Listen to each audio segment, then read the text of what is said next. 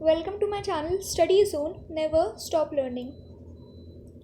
आज मैं आपको क्लास 10 का chapter the human eye and the colourful world पढ़ाऊँगी। So let's start. Refraction of light through a prism से कैसे रिफ्रैक्शन होता है वो। जब एक रे ऑफ लाइट इंसिडेंट होती है रेक्टेंगुलर ग्लास स्लैब पे, after refracting through the glass slab से रिफ्रैक्ट करने के बाद वो डिस्प्लेस हो जाती है लैटरली, जिसकी वजह से जो इमर्जेंट रे होती है वो बाहर आ जाती है, पैरेलल हो जाती है इंसिडेंट रे के। Unlike a rectangular slab, the side of a glass prism are inclined at an angle called the angle of prism. एक रेक्टेंगुलर स्लैब और जो साइड होती है ग्लास प्रिज्म की वो इंक्लाइंड होते हैं एक एंगल पे, जिससे हम लोग कहते हैं एंगल ऑफ प्रिज्म। प्रिज्म एक ऐसा ट्रायंगुलर शेप चीज़ है, प्रोडक्ट है, सब्सटेंस है, जिसके दो ट्रायंगुलर बेसिस होते हैं और 3 एंगल ऑफ प्रिज्म होते हैं। जो होते हैं two lateral faces is angle of deviation, the angle between the incident deviation. 3 angle होता है इसमें। पहला एंगल बिटवीन 2 लैटरल फेसेस और दूसरा होता है एंगल ऑफ डेविएशन, जो होता है एंगल बिटवीन इंसिडेंट डेविएशन।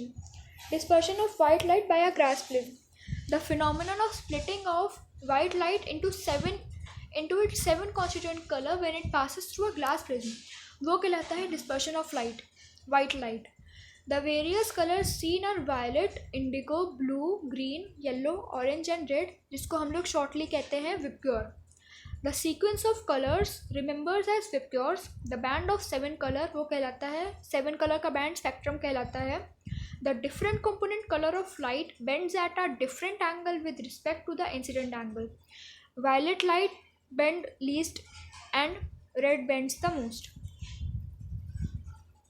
ऐसा आप एक ग्लास प्रिज्म में देखेंगे कि ऐसा डिस्पर्शन ऑफ वाइट लाइट हो रही है। वाइट लाइट जब प्रिज्म में एंटर करती है तो वो 7 कॉन्स्टिट्यूएंट कलर्स में डिवाइड हो जाती है, जो विबग्योर है, VIBGYOR band of 7 colours. Composition of white light में 7 कलर्स होते हैं, जैसे कि VIBGYOR, violet, indigo, blue, green, yellow, orange and red. Monochromatic light, ऐसी लाइट जिसमें सिंगल कलर ऑफ या फिर सिंगल वेवलेंथ हो, उसे मोनोक्रोमेटिक लाइट कहते हैं, जैसे कि सोडियम लाइट। पॉलीक्रोमेटिक लाइट, ये नेसेसरी नहीं है, आपसे पूछा नहीं जाएगा, पर फिर भी एक्नॉलेजमेंट के लिए आप पढ़ लीजिए। Light consisting of more than 2 colours और वेवलेंथ, वो होता है पॉलीक्रोमेटिक लाइट, जैसे कि white light. Recombination of white light, Newton ji ने फाउंड किया था कि जब एक इन्वर्टेड प्रिज्म प्लेस किया जाता है पाथ ऑफ डिस्पर्स लाइट में after passing through the prism, मतलब अगर 2 प्रिज्म को सीधा और उल्टा करके रख दो तो वो वाइट लाइट रिकम्बाइन करेंगे।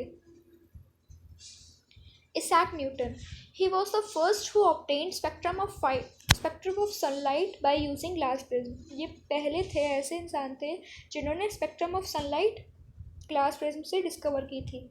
उन्होंने ट्राई किया था स्प्लिट करने को spectrum of white light by using another similar prism, but he could not get any more colours, पर उनको और कलर्स नहीं मिले, सिर्फ 7 कलर्स ही थे। उन्होंने एक्सपेरिमेंट को बार बार रिपीट किया using second prism in inverted position with respect to the first prism, मतलब फर्स्ट प्रिज्म सीधा था, उसके इन्वर्टेड पोजिशन पे रख के दूसरा प्रिज्म रखा। It allowed all the colors of spectrum to pass through the second prism. He found, उन्होंने फाइंड किया जो वाइट लाइट इमर्ज हो रही थी सेकेंड अदर साइड पे of second prism. He concluded that sun is made up of 7 visible colors, that is विबग्योर्स। आप यहाँ देख सकते हैं कि सोर्स है, एक सीधा रखा और एक इन्वर्टेड रखा है। वाइट लाइट पास हो रही है, उससे रेड विबग्योर के बैंड्स निकल रहे हैं। फिर एक और प्रिज्म प्लेस कर दिया गया तो उससे वाइट लाइट बाहर निकल रही है। डिस्पर्शन ये कॉज हो रही है फर्स्ट प्रिज्म से और वो दूसरे प्रिज्म से कॉज हो रही थी। रेनबो एक स्पेक्ट्रम ऑफ, ये नेचुरल स्पेक्ट्रम है। आपसे क्वेश्चन पूछा जा सकता है कि कोई नेचुरल स्पेक्ट्रम बताइए, तो ये एक नेचुरल स्पेक्ट्रम है सनलाइट का नेचर में. It is form due to the dispersion of sunlight by the tiny water droplets present in the atmosphere. आपसे ये क्वेश्चन बहुत इम्पॉर्टेंट है. ये क्वेश्चन 5 मार्क्स का ज़रूर पूछा जाएगा कि रेनबो क्या होता है, उसका फॉर्मेशन कैसे होता है और उसका डायग्राम भी बनाइए. आपसे ऐसे ही पूछा सकता है या फिर ये भी बोला जा सकता है कि name a natural spectrum, define it and define the form and also mention the formation of it. तो आपसे ऐसे भी घुमा फिरा के क्वेश्चन रेनबो पे पूछा जा सकता है. आप मत भूलिएगा नेचुरल स्पेक्ट्रम रेनबो होता है.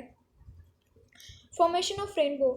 वाटर ड्रॉपलेट एक्ट करती हैं जैसे कि एक स्मॉल प्रिज्म, वो रिफ्रैक्ट करती हैं और डिस्पर्स करती हैं इंसिडेंट सनलाइट को, देन रिफ्लेक्ट इट इंटरनली, तब उसको अंदर से ही रिफ्लेक्ट करती हैं और फाइनली रिफ्रैक्ट करती हैं उसको दोबारा जब वो बाहर आती है रेन ड्रॉप से. इस डिस्पर्शन ऑफ लाइट की वजह से और इंटरनल रिफ्लेक्शन की वजह से डिफरेंट कलर्स जो विप्योर के होते हैं वो हमारी ऑब्जर्वर्स की आइज़ में आते हैं. Red colours appear on the top and violet at the bottom of the rainbow. A rainbow is always formed in a direction opposite to that of sun. At A, refraction and dispersion take place. At B, मतलब first position में A में refraction और dispersion होता है. At B, internal reflection होता है, मतलब second position जब वो रेन ड्रॉप में होता है फॉर्म तब इंटरनल रिफ्लेक्शन होता है. फिर C पोजीशन में रिफ्रैक्शन और डिस्पर्शन दोनों होते हैं. ये आप देख सकते हैं, ये रेनबो का फॉर्मेशन है. ए पोजीशन पे क्या होता है, ए पोजीशन पे होता है refraction and dispersion take place. तो आप यहाँ देख सकते हैं कि रिफ्रैक्शन भी हो रहा है और डिस्पर्शन भी हो रहा है. फिर बी पोजीशन में इंटरनल रिफ्लेक्शन होता है. फिर सी में आके वो दोबारा रिफ्रैक्ट करता है.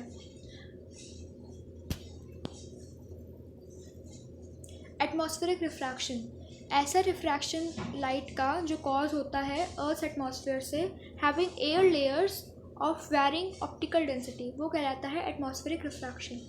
अपीयरेंस ऑफ स्टार पोजीशन, ये एटमॉस्फेरिक रिफ्रैक्शन की वजह से होता है of star light. The temperature and the density of different layer of atmosphere keeps varying, hence we have different mediums होते हैं. Distant star act as point source of light. जब starlight enter करती है अर्थ एटमॉस्फेयर में वो जाती है refraction से continuously. Due to this changing refractive index that is from rarer medium to denser medium, वो बेंड हो जाती है नॉर्मल की तरफ. इसी वजह से जो अपरेंट पोजीशन होती है स्टार की वो डिफरेंट होती है जो उसके एक्चुअल पोजीशन होता है उससे. स्टार इसी वजह से हाई दिखता है दैन इट्स एक्चुअल पोजीशन. आप यहाँ देख सकते हैं जो स्टार का रे पाथ है, अपरेंट स्टार पोजीशन है, वहाँ पे एक बॉय खड़ा है, वो स्टार को नोटिस कर रहा है. स्टार का कुछ रियल पोजीशन अलग है बट उसको दिख ऊपर रहा है, हायर रहा है, बिकॉज ऑफ इट्स रेयरर और डेंसर मीडियम में बेंड होने की वजह से. ट्विंकलिंग ऑफ स्टार, ये भी एटमॉस्फेरिक रिफ्रैक्शन की वजह से होता है. आपसे अगर पूछ लिया जाए कि ट्विंकलिंग ऑफ स्टार या फिर स्टार का ये जो मैंने आपको बताया था अपीयरेंस ऑफ स्टार पोजीशन, अगर आपसे पूछ लिया जाए कि किस वजह से होते हैं तो आप ये बताइएगा कि एटमॉस्फेरिक रिफ्रैक्शन की वजह से होते हैं. अगर ये 1 मार्क्स में पूछा जाए तब आप ऐसा करिएगा. अगर आपसे 3-4 में पूछा जाता है उसको पूरा डिफाइन करिएगा. Distant star act like a point source of light. जब beam of star light deviate होती है उसके पाथ से तो जो उसका अपरेंट पोजीशन होता है स्टार का वो चेंज होता रहता है because of its physical condition of earth atmosphere, वो स्टेशनरी नहीं होता. Hence the amount of light enters our eyes fluctuate, sometimes bright and sometime dim. This is the twinkling effect of star. आप यहाँ देख सकते हैं इसका अपरेंट पोजीशन क्या था, रियल पोजीशन क्या था. जब रियल पोजीशन होता है हम लोग को थोड़ा ऊपर दिखता है और उसका रिफ्रैक्टिव इंडेक्स इंक्रीज हो जाता है विद डिक्रीज इन एल्टीट्यूड.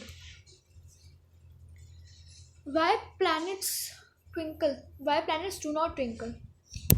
आपसे क्वेश्चन पूछा जा सकता है कि प्लैनेट्स क्यों नहीं ट्विंकल करते, स्टार्स ही क्यों ट्विंकल करते हैं. तो आप आंसर देंगे प्लैनेट्स जो होते हैं वो अर्थ के क्लोज़र होते हैं.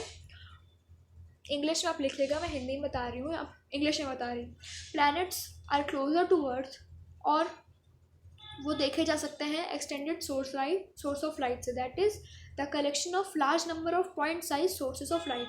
Therefore the total amount of light entering our eyes from all individual point source will nullify the twinkling effect.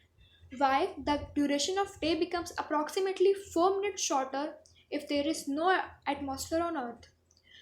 यही क्वेश्चन मतलब घुमाव के भी पूछा जा सकता है कि 2 मिनट पहले क्यों सनराइज होता है या 2 मिनट बाद में क्यों सनसेट होता है. इंग्लिश में why 2 minutes after sunrise, before sunrise happen and after delayed sunset. तो आपसे ऐसे क्वेश्चन में पूछा जा सकता है, तो आपको आंसर देना होगा actual sunrise happens when it is below the horizon in the morning.